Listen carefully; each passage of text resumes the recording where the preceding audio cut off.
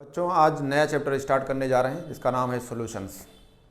और सॉल्यूशंस आप सब लोगों ने देखा होगा, सुना होगा, खाया हो, पिया होगा, सब कुछ सॉल्यूशंस ही है। अपने लाइफ में ज़्यादातर चीज़ सॉल्यूशंस ही होती है। जैसे अगर आप टूथपेस्ट करते हो तो टूथपेस्ट में भी काफ़ी कंपोनेंट मिले होते हैं। आप शरबत जैसे होता है कि हम शरबत पीते हैं तो उसमें भी चीनी और पानी होता है। तो इसका मतलब है कि हमारे डेली लाइफ में क्या अपने लाइफ में देखते हैं तो ज़्यादातर चीज़ सॉल्यूशंस ही होती है। तो सॉल्यूशंस चैप्टर आप पढ़ने जा रहे हैं और सॉल्यूशंस का मतलब क्या होता है तो पढ़ने जा रहे हैं आप सॉल्यूशंस। तो आपको सॉल्यूशंस बताएंगे कि खाली चीनी और पानी सॉल्यूशन नहीं होता है बच्चों। सॉल्यूशन अभी हम आपको मतलब बताएंगे, फिर उसके बताएंगे सॉल्यूशंस कितने टाइप के होते हैं। चीनी पानी भी ये 9 टाइप के सॉल्यूशंस होते हैं, उसमें से एक टाइप ये भी होता है। इसका मतलब सॉल्यूशन आप सॉलिड में भी देख सकते हैं, सॉल्यूशन आप सॉलिड लिक्विड में देख सकते हैं, सॉल्यूशन आप लिक्विड में देख सकते हैं, सॉल्यूशन आप गैस में देख सकते हैं। यानी इसका मतलब है कि 2 या 2 से ज़्यादा कंपोनेंट मिले होते हैं। जो कंपोनेंट ज़्यादा होती है उसे हम सॉल्वेंट कहते हैं, जो कंपोनेंट कम होती है उसे हम सोल्यूट कहते हैं। जैसे अगर आपसे पूछा जाए कि मिक्सचर आपने देखा होगा, जैसे सुना होगा ब्रास, अगर एनसीईआरटी पे जाएंगे तो अगर आपसे कहा जाए कि ब्रास, तो ये भी मिक्सचर्स होते हैं, यानी एक तरह का सॉल्यूशंस होते हैं। किसका मिक्सचर होता है? मिक्सचर होती है कापर और जिंक की। ये भी कापर और जिंक जो है मिक्सचर होता है जिसे ब्रास कहते हैं, एक तरह का ये भी सॉल्यूशंस है। उसमें क्या होगा? कापर होगा, जिंक होगा। अगर दोनों सॉलिड के फॉर्म में होंगे तब भी सॉल्यूशंस हो गए। आपसे कहा जाए कि जर्मन सिल्वर है,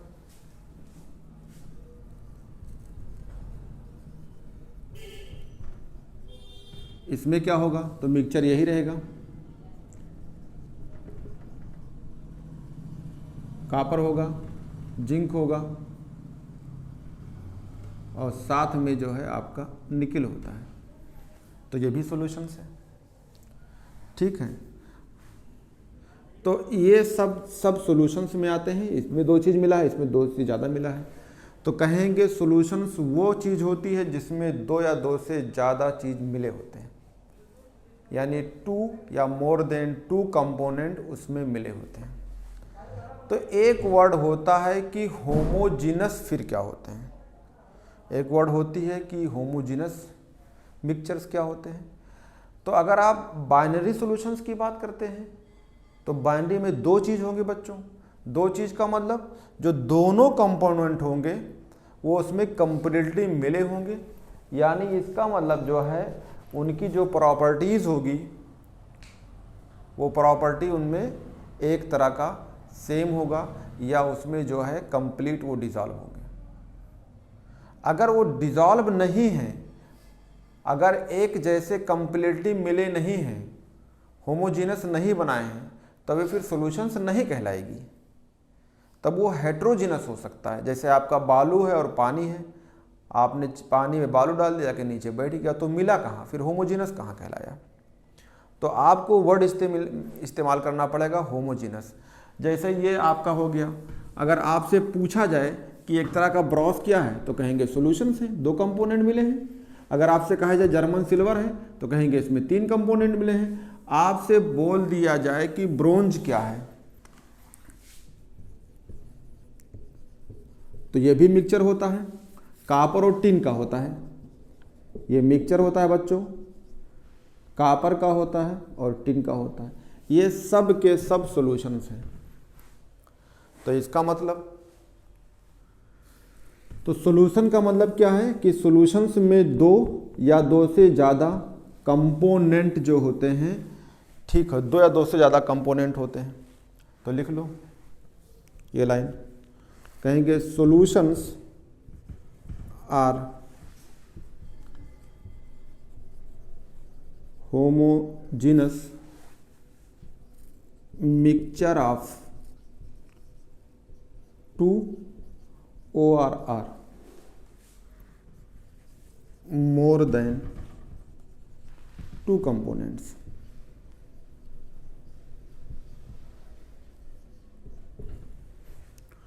कहेंगे सॉल्यूशन और होमोजेनस मिक्सचर होता है, यानी एक तरह का मतलब कंप्लीट उसमें मिले होते हैं।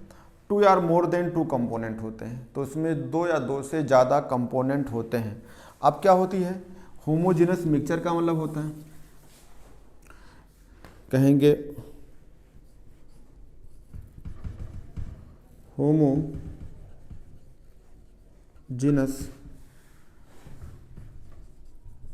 Mixture means that its composition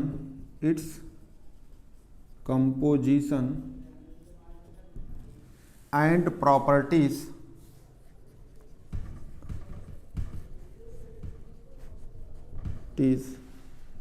are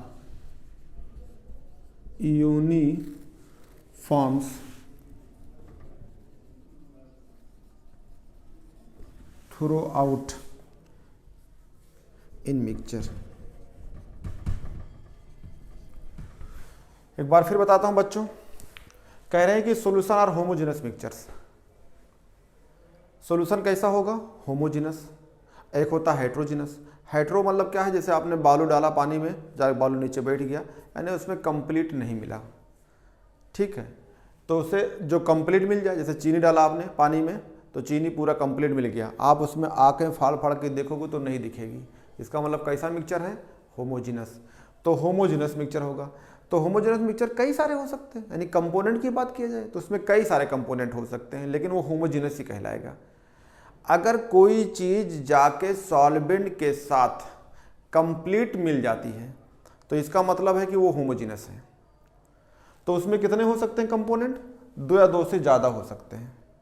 अब होमोजेनस का मतलब क्या है, तो हमने कहा homogeneous mixture means that its compositions and property are uniformly throughout the mixture, यानी जो कंपोजिशंस होगी, जितना आपने उसमें मिलाया है, और जो उसकी प्रॉपर्टीज होगी, जो उसकी विशेषताएं होंगी, वो कंप्लीटली उसमें क्या होगी यूनिफॉर्म, यानी uniform through out the mixture, यानी मिक्सचर में कंप्लीटली यूनिफॉर्म्स होंगे। यानी आप जैसे चीनी को डालेंगे पानी के अंदर तो चीनी जो है पानी के अंदर एकदम यूनिफॉर्मली क्या होगी उसमें मिली होगी, तो इसका मतलब वो हो गया सॉल्यूशंस। अब सॉल्यूशंस का मतलब ये है कि हम जो अपने कोर्स में पढ़ेंगे बच्चों, वो 2 चीज़ पढ़ते हैं। दो वाला का मतलब इसे बाइनरी सॉल्यूशंस कहते हैं। बाइनरी में क्या होगी, 2 चीज़ मिली होगी, और अगर बाइनरी से ज़्यादा है तो उसमें 2 से ज़्यादा चीज़ मिली होगी। तो हम लोग अपने एनसीईआरटी में बाइनरी पढ़ेंगे। तो और देखते हैं अगर कोई सॉल्यूशंस बनता है बच्चों तो उसमें 2 चीज़ होती है। 2 क्या होता है, एक तो आपकी होती है सॉल्वेंट और एक होती है सोल्यूट। तो और देखते हैं सॉल्वेंट और सोल्यूट क्या होती है। सॉल्वेंट अगर हम बात करेंगे तो उसमें सॉल्यूशन की बात करते हैं, सॉल्वेंट की नहीं, सॉल्यूशन की बात करते हैं। और सॉल्यूशन में जो क्वांटिटी या कंपोनेंट ज़्यादा होगी उसे हम क्या बोलेंगे सॉल्वेंट। तो आप इंग्लिश में कह सकते हैं the component that is present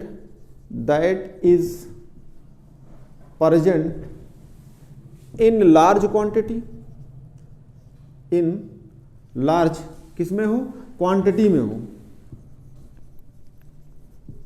large quantity is known as solvent. जैसे आपकी चीनी और पानी है तो चीनी क्वांटिटी क्या होगी कम, तो उसे क्या बोलोगे अपने आप सोल्यूट, और अगर सॉल्वेंट क्या होगा वाटर हो जाएगा। तो जिसकी क्वांटिटी ज़्यादा होगी उसे हम कंपोनेंट में कह रहे the component that is present large quantity, किसके अंदर, इन सोल्यूशन भी कह सकते हैं। The component present in large quantity in solution भी कह सकते हैं, quantity in solutions, quantity in solution is known as solvent कहेंगे। और जिसकी क्वांटिटी कम होगी उसे क्या कहेंगे, सॉल्यूशन में कम होगी उसे क्या बोलेंगे सोल्यूट। तो कह सकते हैं the component that is present in, किस में होगा, स्मॉल में, small quantity in solutions is known as solute. ये सोल्यूट हो गया। अब हम बच्चों पढ़ते हैं बाइनरी सॉल्यूशंस। क्या पढ़ेंगे, बाइनरी सॉल्यूशंस। बाइनरी मतलब क्या, बाइनरी मतलब दो। तो जो चीज बना होगा यानी जो सॉल्यूशन कंसिस्ट होगा, बना होगा, उसमें दो होंगे, सिर्फ दो क्वांटिटी होगी, एक सोल्यूट होगी, एक सॉल्वेंट होगी। एक की मात्रा कम होगी, एक की मात्रा ज़्यादा होगी, तो उसे हम कहेंगे बाइनरी सॉल्यूशंस। तो बाइनरी का मतलब होते हैं दो कंपोनेंट से बना होगा। कह रहे हैं टू कंपोनेंट्स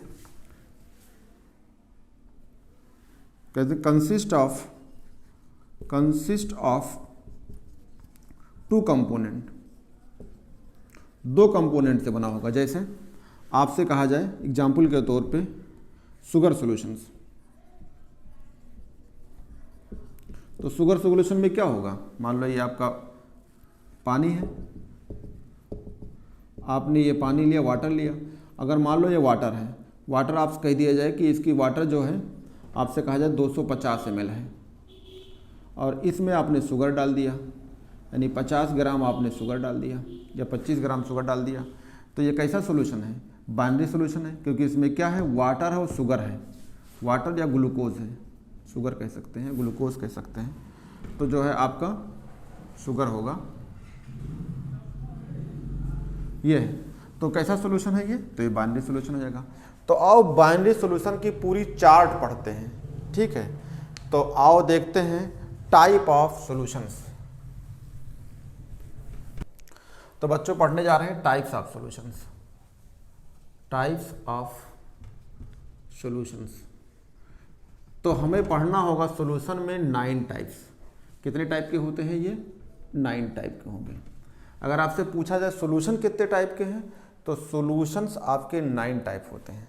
कैसे, एक बार तो हम देख लें गैस में, एक बार हम देख लें लिक्विड में, एक बार हम देख लें सॉलिड में। तो यहाँ लिखते हैं टाइप्स 9 टाइप, तो लिखेंगे टाइप ऑफ सॉल्यूशंस। एक तरफ हो गया टाइप, एक तरफ हम लिख लें सोल्यूट और फिर सॉल्वेंट। तो ये हो गया आपका सोल्यूट और ये हो गया आपका सॉल्वेंट, ठीक।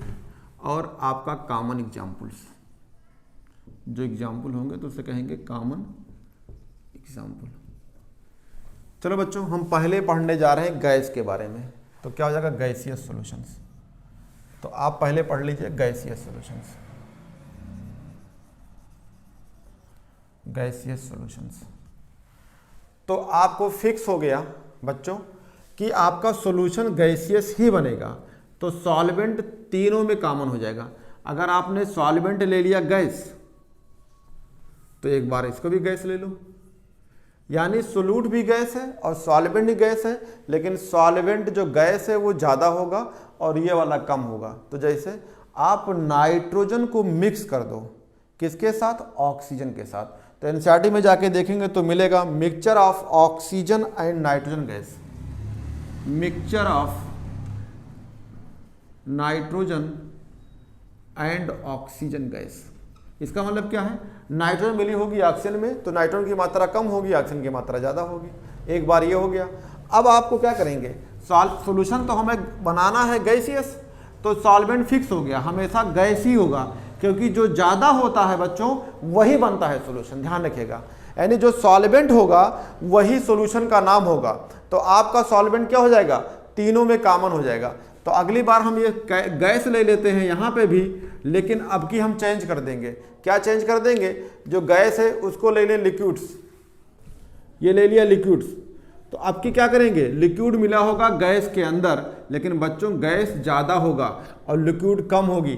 तो जब जो ज़्यादा होती है वही सॉल्यूशन का नाम हो जाता है, तो इसका नाम हो जाएगा गैसियस सॉल्यूशन। आप एनसीईआरटी में जाइए तो क्लोरोफॉर्म को मिक्स कर दीजिए नाइट्रोजन के अंदर। तो एनसीईआरटी में एग्जांपल लिखा है chloroform mix, chloroform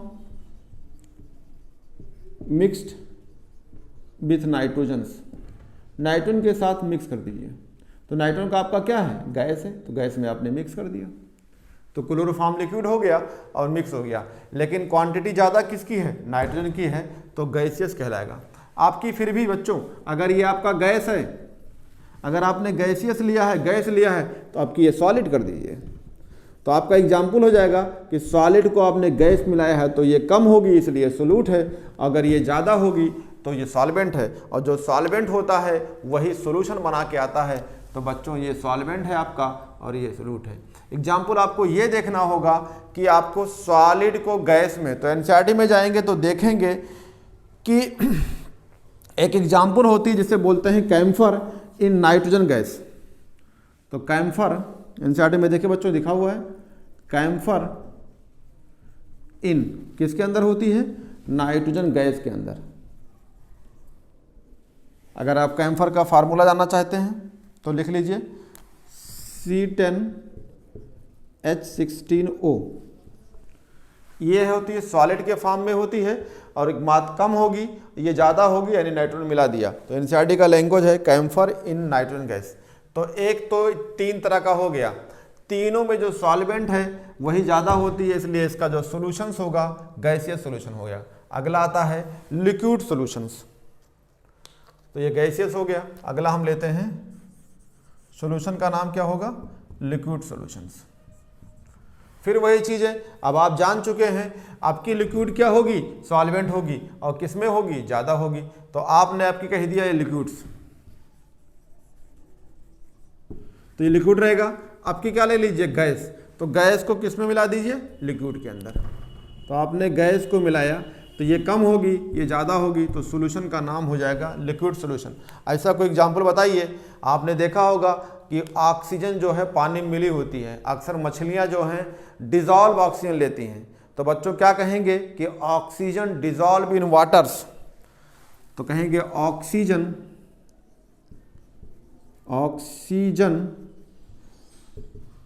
dissolved in water. तो ये भी एक सोल्यूशन है। ये सब सोल्यूशन के मिक्सचर्स हैं, कॉमन एग्जाम्पल हैं। ये रहा। अगला बच्चों चेंज कर दिया, ये तो फिक्स हो गया कि हमें लिक्विड सोल्यूशन बनाना है, तो सॉल्वेंट आपका फिक्स हो गया, वो लिक्विड में रहेगी और ज़्यादा रहेगी।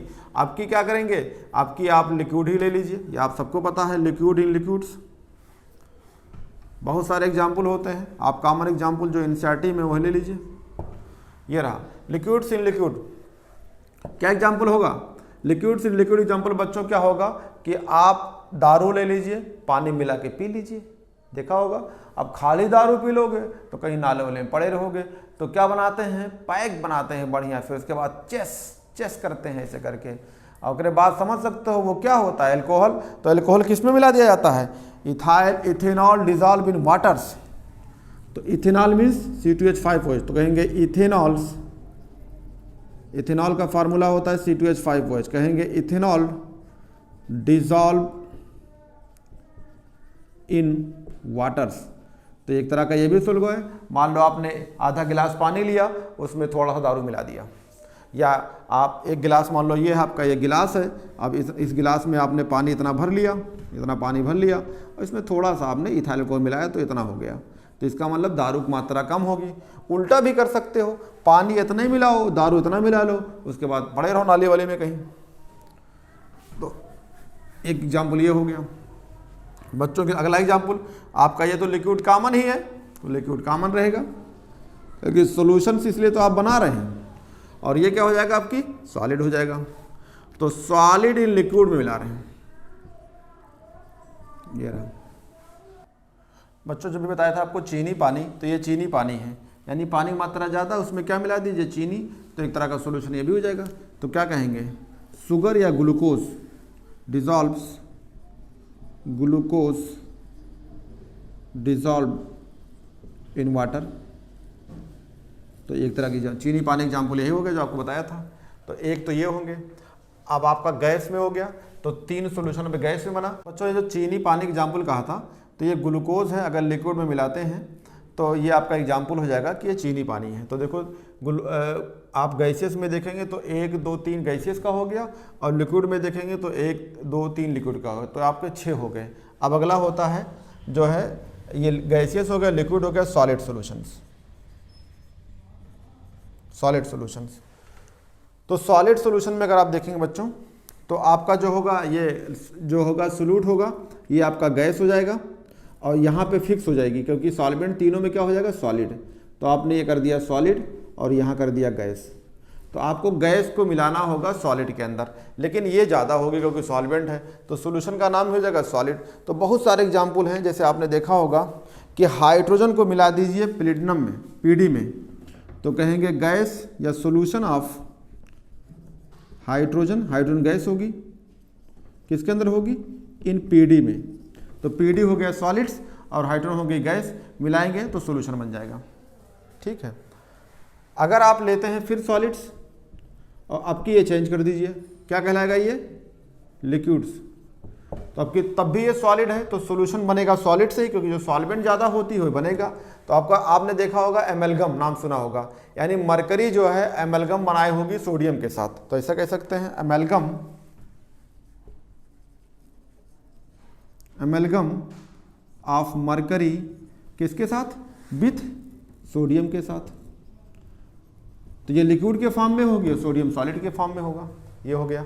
अगला जो हो जाएगा, दोनों सॉलिड होंगे। अभी आपको शुरू में जब स्टार्ट किया था लेक्चर तभी बताया था, सॉलिड और ये भी सॉलिड, अगर दोनों सॉलिड होंगे तो बहुत सारे हैं। कापर को मिला दीजिए गोल्ड में, जो आप ज्योरी पढ़ते हैं बच्चों, तो ये कान की होती है, नाक की होती है, तो इसमें जो है कुछ मात्रा कापर मिली होती है। तो आप क्या कहेंगे, copper dissolve in, copper dissolved in किसमें, गोल्ड के अंदर, यानी एयू के अंदर। तो ये बच्चों आपके सॉल्यूशंस हो गए, और ये सॉल्यूशन आपका 9 टाइप का सॉल्यूशन बन के तैयार हो गया। आपके सामने है बच्चों 9 टाइप का सॉल्यूशंस, और ये 9 टाइप के सॉल्यूशन ये रहे। कैसे रहे, 3 सॉल्यूशन तो गैसियस के हो गए, 3 सॉल्यूशन आपके लिक्विड के हो गए, 3 सॉल्यूशन आपके सॉलिड। तो कितने टाइप के होंगे, टाइप ऑफ सॉल्यूशंस, वो ब्रैकेट में लिखा है 9। तो ये 9 टाइप के सॉल्यूशंस हो गए, और इनके एक एक एग्जाम्पल जो एनसीईआरटी में दिया था बच्चों, उनको मैंने जो है आपके सामने एग्जाम्पल के तौर पे पेश किया। अब आते हैं एक एक करके पढ़ते हैं, जैसे W/W क्या है, W/B क्या होता है, B/B क्या होता है, इसको पढ़ते हैं। पार्ट मिलियन क्या होती है, ये पढ़ते हैं। छोटी छोटी चीज़ को पढ़ के बच्चों फिर इस पे कैसे आगे चलते हैं, क्वेश्चंस किस फॉर्म में आता है बताते हैं। तो बच्चों सॉल्यूशन आपको पढ़ा रहे थे, सॉल्यूशन में कितने टाइप का सॉल्यूशन है मैंने वो बता दिया। अब बच्चों आपको बता रहे हैं कि एक्सप्रेस कैसे करेंगे, यानी W/W क्या है, B/B क्या होती है, W/B क्या होती है। तो हेडिंग लिखो, expressing concentrations of solutions, expressing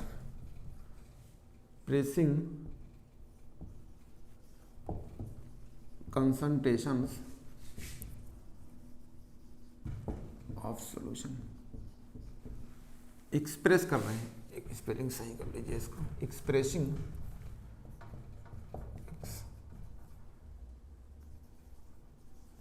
concentration of solutions.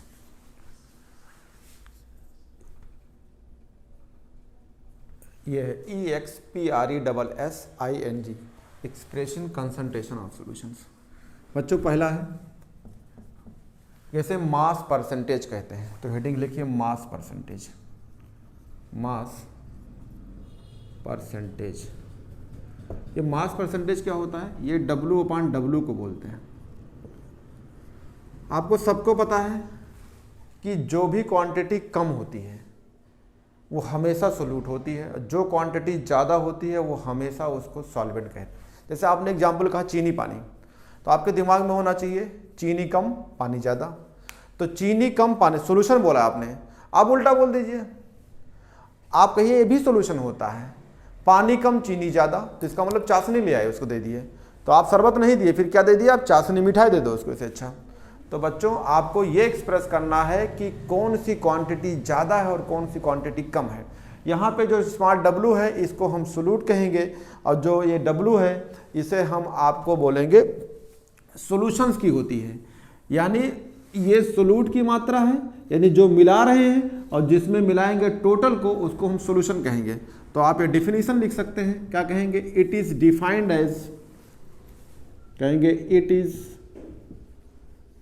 defined as mass of solute in gram present in 100 gram of solutions. It is defined as mass of solute in gram present in 100 gram of solution is known as mass percentage. अगर mass percentage आप निकालना चाहते हैं तो ऐसे कहेंगे, percentage के form में निकालते हैं तो परसेंटेज के कहेंगे परसेंटेज के फॉर्म में, तो ऊपर लिखेंगे किसका, मास ऑफ सोल्यूट अपान लिखेंगे mass of solutions, mass of solutions into क्या करेंगे 100, तो परसेंटेज में निकल जाएगा। तो मास परसेंटेज का मतलब ये हो गया मास परसेंटेज का फार्मूला। ये ऊपर लिखा है मास परसेंटेज, हमने परसेंटेज में लिखा दिया। आप इसको चेंज कर सकते हैं बच्चों, जैसे ऊपर वाले क्या कहेंगे, मास ऑफ सोल्यूट का ही है, ग्राम में रहेगी, किस में होगी, ग्राम में होगी। इसमें क्या है, इसमें कहेंगे मास ऑफ सोल्यूट होगा प्लस मास ऑफ सॉल्वेंट होगा, ये भी कह सकते हैं, इनटू 100, ये आप चेंज कर सकते हैं, तब भी मास परसेंटेज कहलाएगी। एग्जाम्पल के तौर पे एनसीईआरटी में अगर जाते हैं, अगर एग्जाम्पल लिया जाए तो एनसीईआरटी में आता हूँ बच्चों, इसमें एनसीईआरटी में एग्जाम्पल है, ठीक है, ये एग्जाम्पल है। अगर आपसे लिखा हो 10% ग्लूकोज सॉल्यूशंस, या कह सकते हैं 10% ग्लूकोज इन वाटर, ऐसा लिखा हो, या इसका दूसरा फॉर्म लिखा हो 10% ग्लूकोज सॉल्यूशंस, ऐसा लिखा हो, तो दोनों एक ही चीज़ है बच्चों।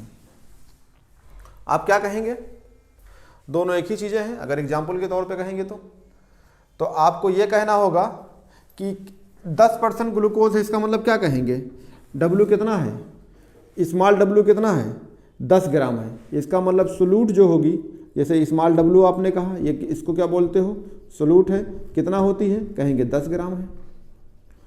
तो सॉल्वेंट कितना होगा या सोल्यूशन कितना होगा, वेट ऑफ सोल्यूशन कहेंगे, या कहेंगे वेट ऑफ सॉल्वेंट कहेंगे। तो वेट ऑफ सॉल्वेंट कितना हो जाएगा, ये 10 है और टोटल 100 है, तो कितना बचेगा, 100 माइनस 10 इक्वल टू हो जाएगा 90 ग्राम, ये रहा। तो 90 ग्राम आपका सॉल्वेंट हो जाएगा। सॉल्यूशन कितना होगा, पूरा पूरा 100 ग्राम होगा। तो अगर आपसे कहा जाए सॉल्यूशन कितना होगा, तो सॉल्यूशन 100 ग्राम होगा। अगर आप मास परसेंटेज निकालना चाहते हैं तो आप इस पे निकाल सकते हो, तो ऑलरेडी परसेंटेज में दिया था।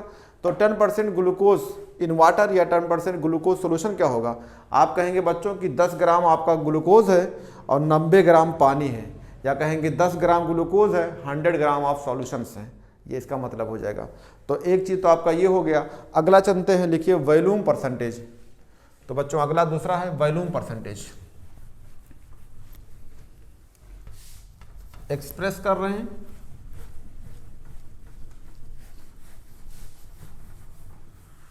तो अगला आपका है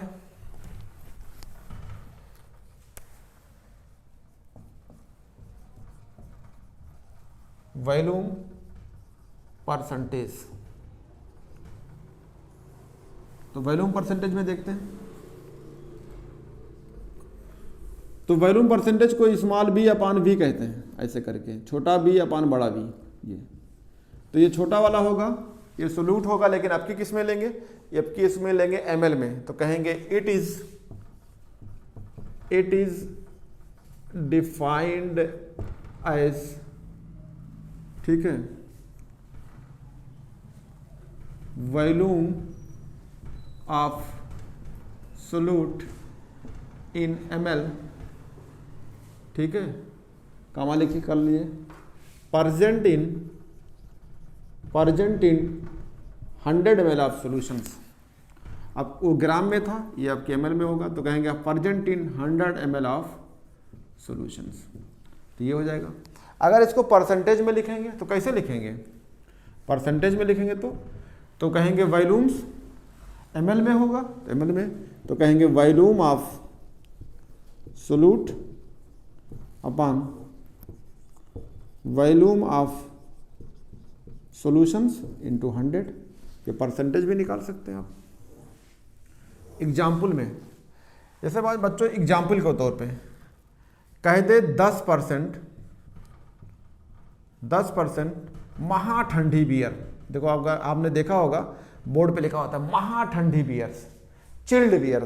तो क्या कहेंगे 10% इथाइल एल्कोहल किसके अंदर हो, कहेंगे 10% इथाइल एल्कोहल किसके अंदर हो, प्रेजेंट इन वाटर्स में, या ऐसे खाली लिखा हो इन वाटर लिखा हो, या 10% महाठंडी बियर। तो इसका मतलब क्या होगा, आपसे कहा जाए 8% महाठंडी बियर या 10% महाठंडी बियर, तो क्या समझेंगे कि 100 ml का सोल्यूशन लीजिए तो उसमें 10 ml जो है आपका क्या होगा, आपका दारू होगा, इथाइल अल्कोहल। इसी परसेंटेज में तो बच्चों बन जाता है 45%।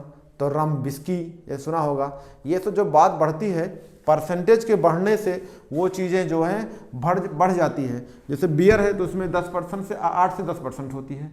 तो 8% अगर आपका बियर है तो क्या समझेंगे कि जो आप उसमें अगर आप जो बियर लेते हैं उसमें अगर आप 100 ml लीजिए तो उसमें आपको अगर ये 10% लिखा होगा तो कहेंगे उसका 10 ml जो है दारू है।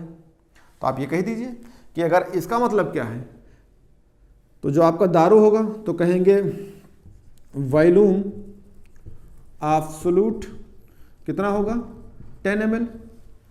तो वॉल्यूम ऑफ सॉल्वेंट कितना होगा, घटा दीजिए, तो 100 में से घटाएं कितना आएगा 90 ml। आपसे कहा जाए वॉल्यूम ऑफ सॉल्यूशन कितना है, तो वॉल्यूम ऑफ सॉल्यूशन कितना होगा 100 ml। टोटल कहेंगे सोल्यूट प्लस सॉल्वेंट को बोलते हैं 100 ml। तो ये आपका परसेंटेज हो जाएगा। अगला आता है बच्चों कि जो है आपको पढ़ना है जिसे कहते हैं mass by volume percentage. Mass by volume percentage. इसका मतलब क्या होगा, W/V होगा। इसका मतलब क्या है, आपकी जो लेंगे जो सोल्यूट होगी वो ग्राम में होगी, लेकिन सोल्यूशन किस में होगी, ml में होगी। ये रहा, तो इसको लिखते हैं ऊपर। बच्चों स्क्रीनशॉट ले लीजिए, मैं आपको आगे बताता हूं।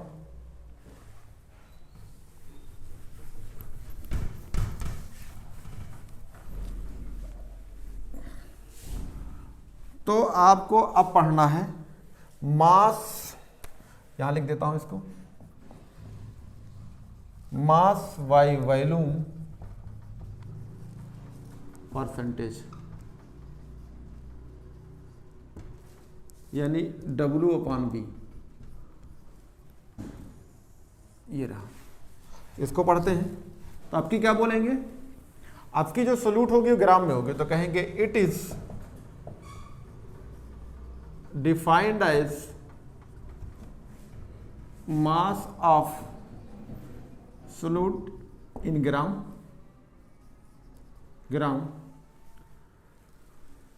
present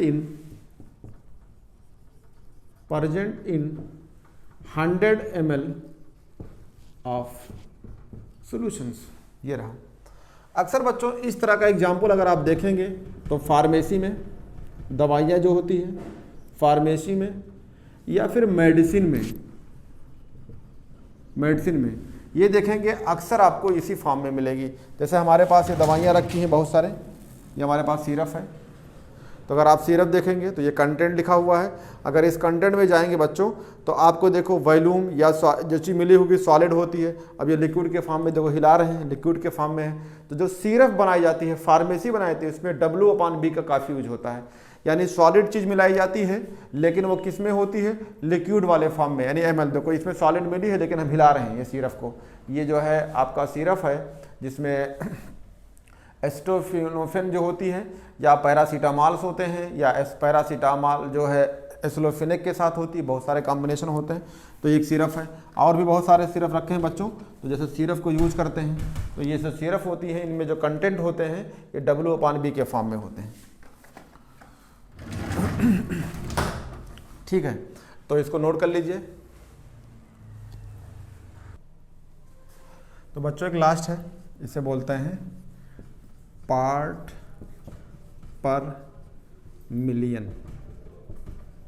इसको बोलते हैं ppm, ये पार्ट पर मिलियंस।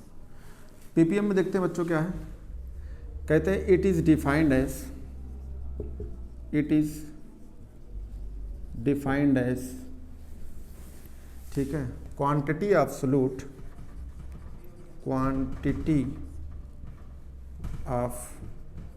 सोल्यूट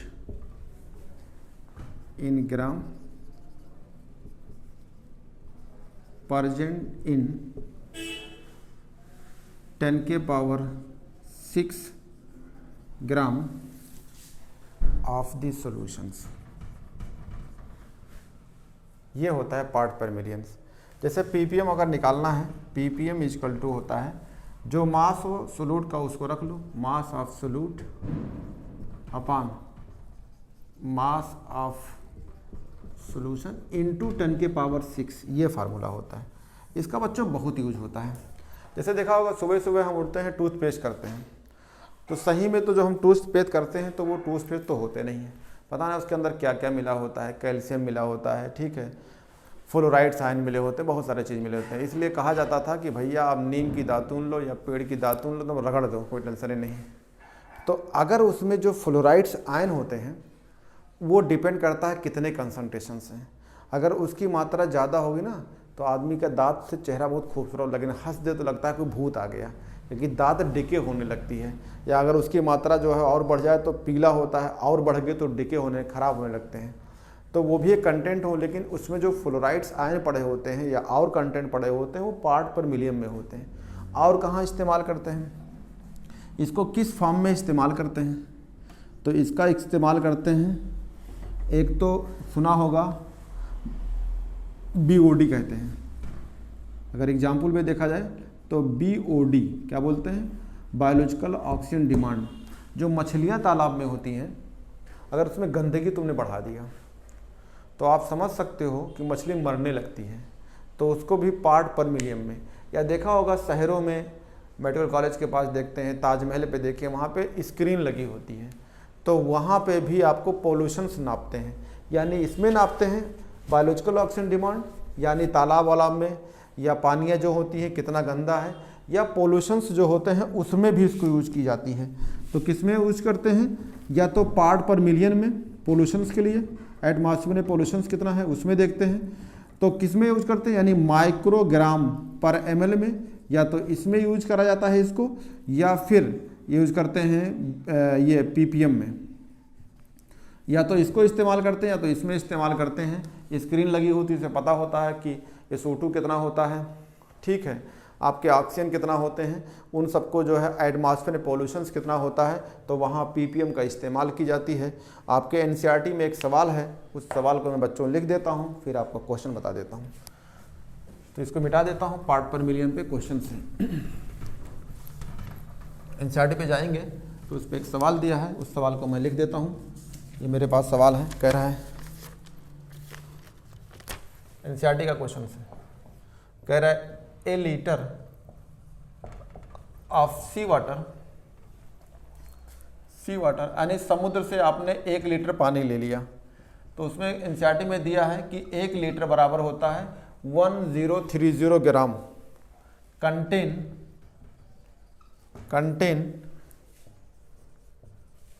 about 6 into 10 के पावर -3 ग्राम ऑफ डिजॉल्व